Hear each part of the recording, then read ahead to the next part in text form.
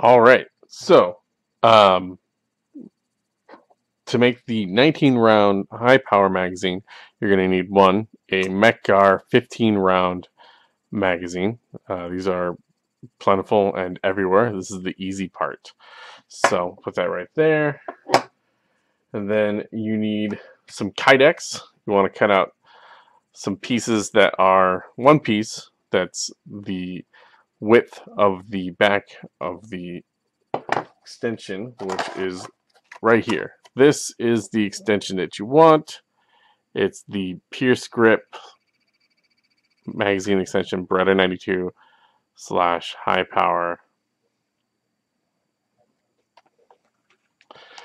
And these are discontinued from what I understand. So this will be the tricky part. They pop up on eBay and Gunbroker fairly often. You just get rid of that. You don't need it.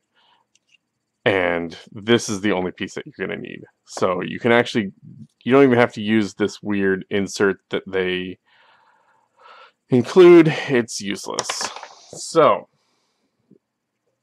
you're going to need a knife of some sort to cut the Kydex. Kydex is really easy to work with.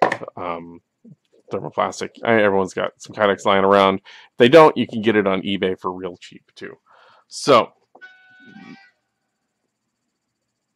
what you're going to want to do is take the base plate off of your magazine. Really easy. Just poke something in there. Old timey screwdriver works just fine. Slide your base plate off and throw it aside. You don't need it anymore. These are the main parts that you're going to need. You need your follower, of course, so leave that in there. And you need the sub-floor plate, this guy right here. Essentially, all you really have to do is squish this guy down, back in there, and then with that compressed, you just gotta wiggle this guy on here until it goes on. Whoa. That's never easy to do anything when you're trying to film it.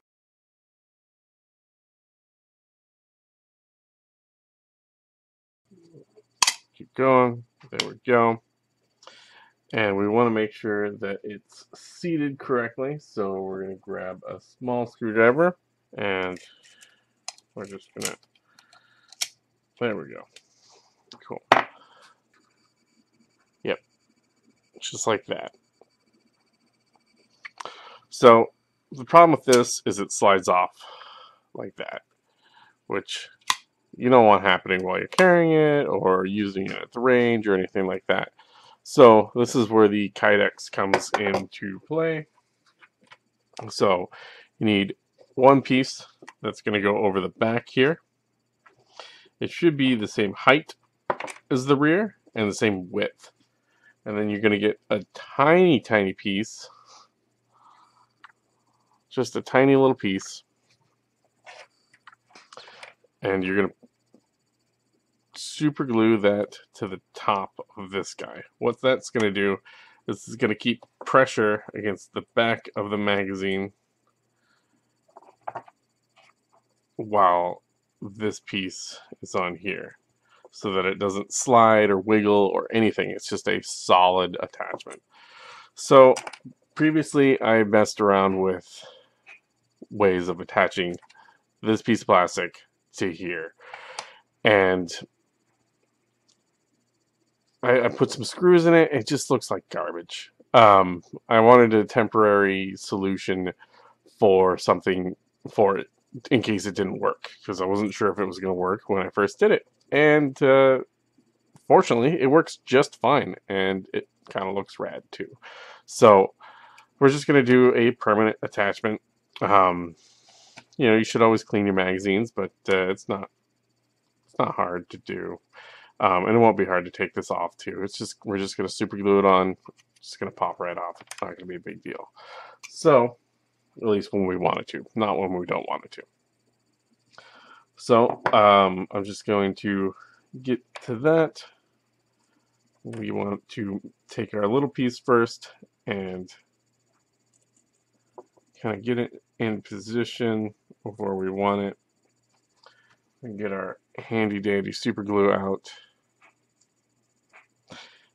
And we are going to put the super glue on it itself.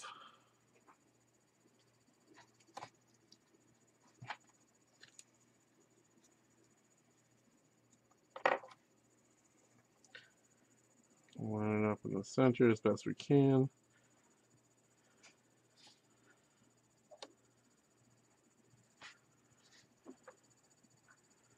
We're going to put it on here for a good frame of reference on height and side to side and width.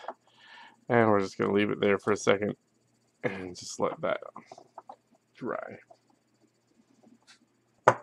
Alright, so now that that's dry, or at least somewhat dry, we want to make the top of this tiny piece right here. See if I can get this on camera. Alright, so you want to get the top of this piece flush with the top of the other piece. So it's going to involve some sanding or filing. So do that first before you permanently mount the rear plate.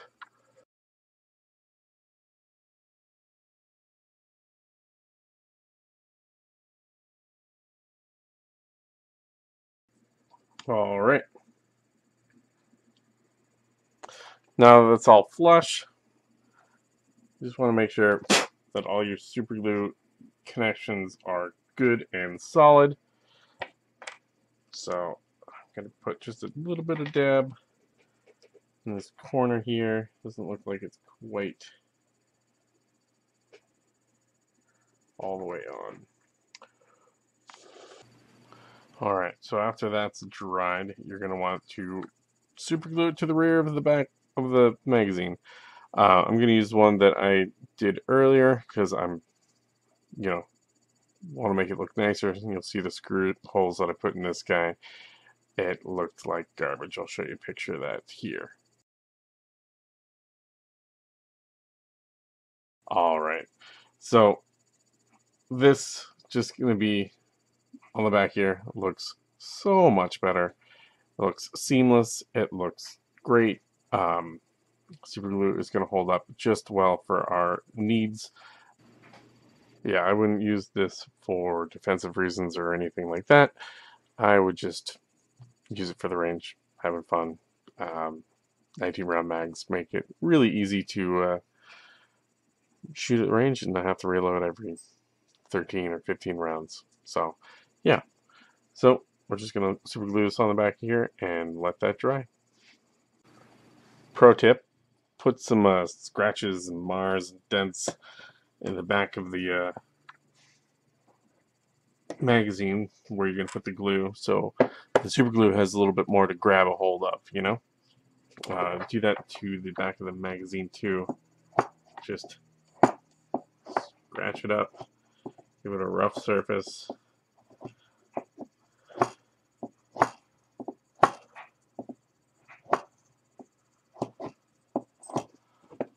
Fun. It's all scratched up and stuff. Another pro tip, clamp it up. Let it stay like that. Let it dry and let it cure fine fully. This super glue takes 10 to 45 seconds, apparently. So, yeah. Alright, so it's been long enough, so just pop it out of there. Just make sure everything looks good, and it does. I'm going to round over these edges on the rear, on the whole entire magazine, just because they get a little pokey, and sometimes when I'm using them, they poke me, because I've got some lip handles.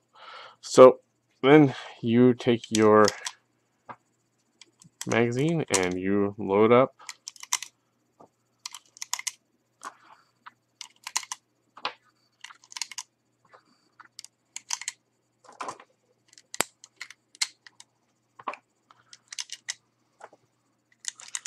$19 rounds.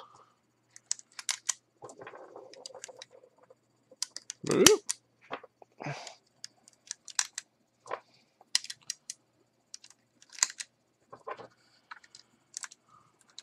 Keep going and going, and there's the last one. It's all 19 in there. Yep. So yeah, I know it probably isn't the most easiest cut and dry modification to a magazine that most people would imagine, but if you're handy with DIY stuff and you can use super glue without getting it all over your face and your hair and everything you own, then go for it. If it's a little bit too much trouble for you, there you can find the KRD 17 round mags, or you can just buy your MacGar 15 round mags and just enjoy them. But this is kind of a cool, interesting little DIY fun modification you can do to get yourself a 19 round magazine and a Browning high power. Definitely after you're done doing everything and you function test it to make sure that it loads properly, you're going to want to test fit it in your gun, empty of course, for safety reasons. So if anything, you're going to want to sand off this little back ledge right here. If that's too proud, it won't lock all the way. There's not a whole lot of clearance right here on the magazine for when you insert it, so some high powers may need a little bit of adjustment up here or here, so definitely want to make sure it fits. You might even want to do a little bit of fitting before you glue this on, so make sure that all the edges in here fit.